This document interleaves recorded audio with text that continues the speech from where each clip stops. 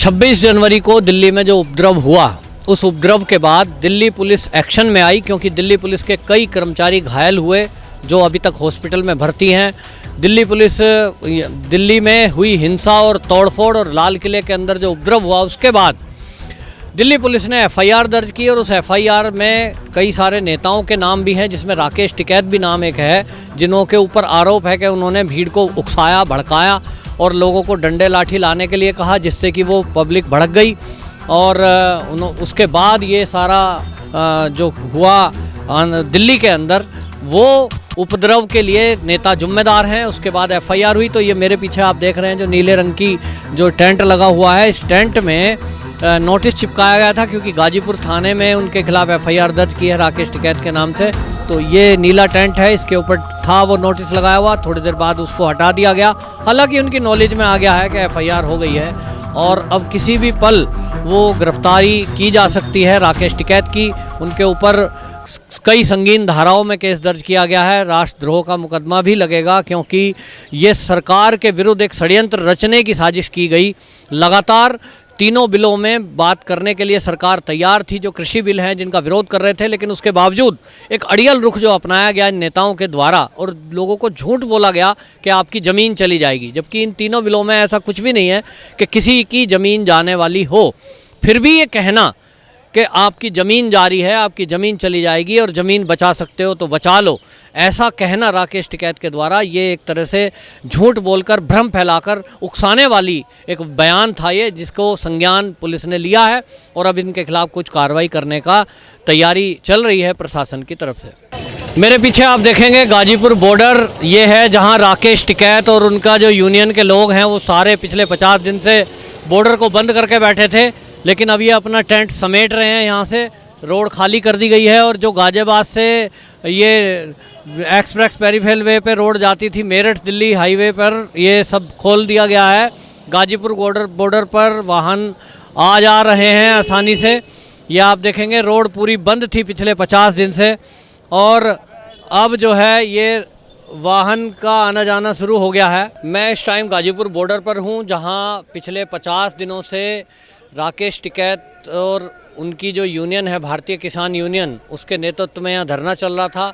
लेकिन 26 जनवरी को जो दिल्ली के अंदर हुआ, उसके बाद से पुलिस हरकत में आई और दिल्ली पुलिस की तरफ से एफआईआर दर्ज हुई और उन नेताओं के नाम भी उस एफआईआर में हैं, जिन नेताओं ने कुछ उकसाने के लिए भाषण दिए या धरने प्रदर्शन के नाम पर सरकार के विरुद्ध एक षड्यंत्र रचने की कोशिश की।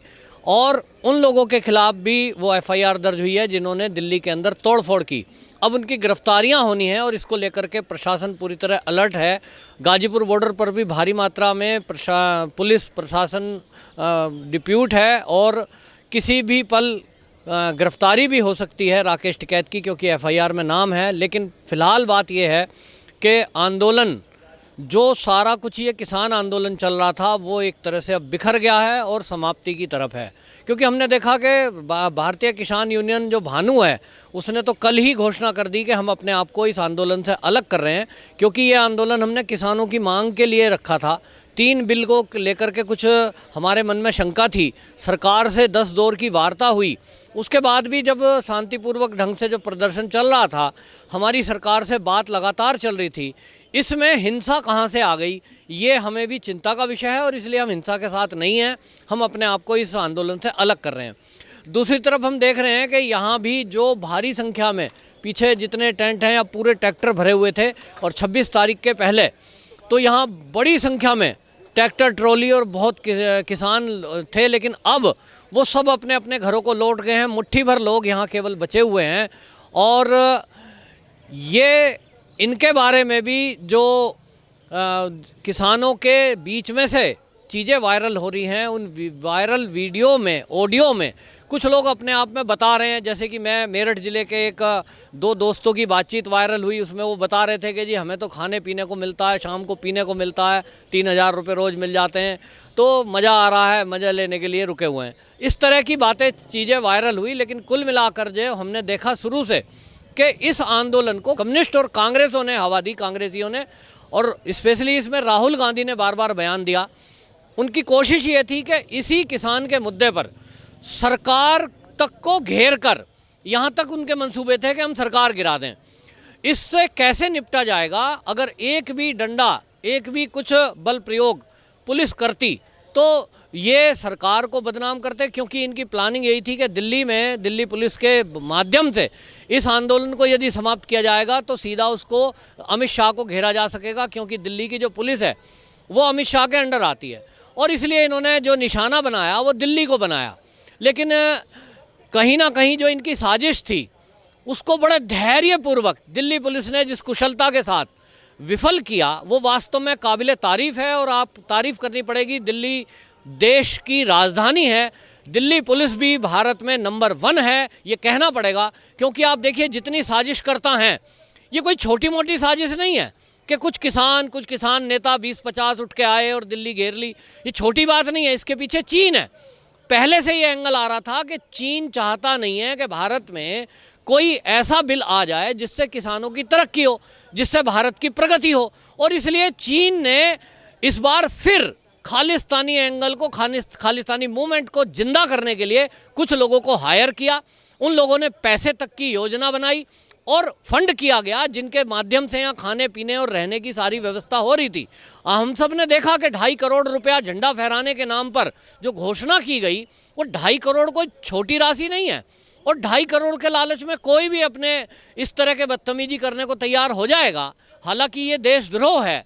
सरकार के विरुद्ध भी जिस तरह की भाषा ये किसान नेताओं में कुछ नेता बोल रहे थे कि जब तक बिल वापसी नहीं, घर वापसी नहीं, ये जो लैंग्वेज है ये क्या कहती है? इसका मतलब तो कोई भी सरकार कानून बनाएगी और कोई भी 100, 200, 500 लोगों की भीड़ लाएगा और किसी भी रोड को घेर कर बैठ जाएगा और फिर सरकार को वो ब्लैकमेल कर लेगा।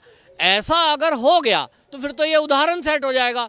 लेकिन लोग भूल गए कि अब सरकारें बदल गई हैं, अब लोग सत्ता में जो बैठे हैं वो कुछ अलग टाइप के लोग हैं। मोदी और अमित शाह जो है वो ऐसे ही थोड़ा ही कोई कहता है कि वो कोई कहीं वो जो है पैराशूट से आए हुए नेता नहीं है, ज़मीन से उठे हुए नेता हैं। और किस तरह की स्ट्रेटेजी उन्होंने बनाई कि आप देखिए कि वो कहते हैं सांप भी मर जाए लाठी भी ना टूटे।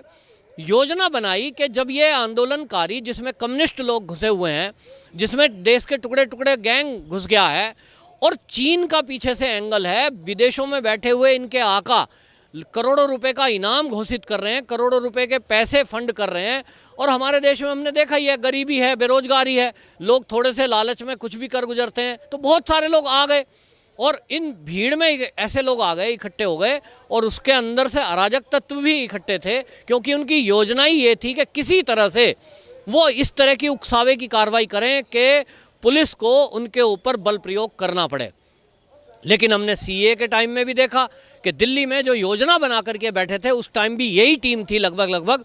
लेकिन दिल्ली पुलिस ने जिस कुशलता के साथ उस सीए के विरोधियों को मात दी और हमला अपने ऊपर सहा, उस बार भी यही हुआ और इस बार भी यही हुआ। और इसका नतीजा आप देखेंगे कि ये जो गाजीपुर बॉर्डर है ये आज खाली हो गया है, सुनसान हो गया है। मुट्ठी भर केवल वो लोग बचे हैं जिनका कोई स्वार्थ है या उनको अब कोई मुंह दिखाने के लिए जगह नहीं मिल रही है। हमने यहाँ देखा है कि अभी अभी उदित राज जो कांग्रेस के सांसद है वो यहाँ आए हैं, मंच की तरफ गए हैं वो, और फिर से आग लगाने की एक कोशिश वो कर रहे हैं। अपनी गलतियों को जस्टिफाइड करने की कोशिश कांग्रेस करने में लगी हुई है और कांग्रेस ही इस बात को मानने को अभी भी तैयार नहीं है कि उन्होंने जिन लोगों को उकसाया और दिल्ली में जो उपद्रव कराया उसके लिए कहीं ना कहीं कांग्रेस जिम्मेदार है। अभी भी उदित राज को भेजा है और वो मंच पे जाएंगे, वो क्या जहर उगलेंगे हमें पहले से इसका आइडिया है। और वो फिर से कहेंगे कि कुछ लोगों ने, और ये तो जी बीजेपी की साजिश है, ये तो सरकार की नाकामी है। अभी कांग्रेस के जो रणदीप सुरजेवाला हैं उन्होंने प्रेस कॉन्फ्रेंस करके बाकायदा दिल्ली का जितना भी ये बवाल हुआ इसका आरोप दिल्ली पुलिस पे ही मढ़ दिया। मतलब ये ऐसा हो गया कि आप गलती करें और ऊपर से उसका दोष उस पर ढक रहे हैं।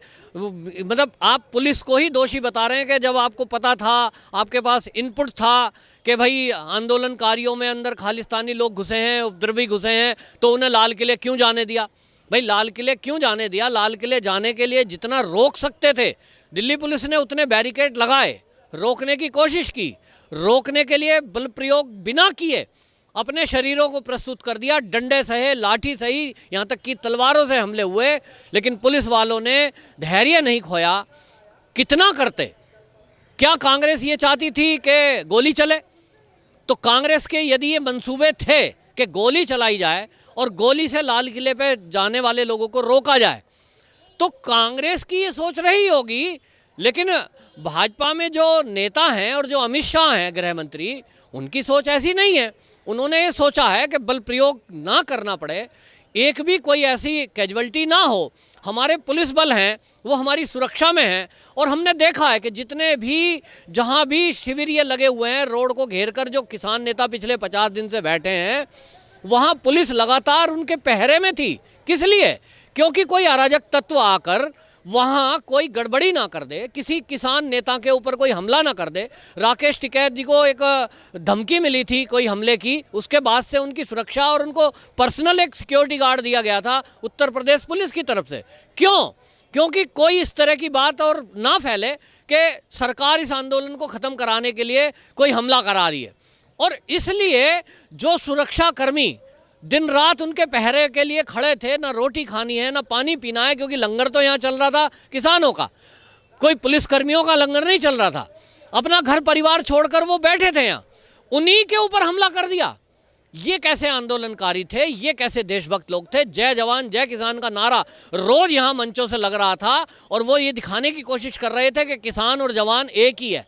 लेकिन 26 जनवरी में जो हुआ, उसने दिखा दिया कि वो जवानों के प्रति कोई उनके मन में लगाव नहीं है, कोई उनके मन में इज्जत नहीं है, कोई वो उस वर्दी की लाज नहीं रखने को तैयार है, ना तिरंगे की लाज रखने को तैयार है।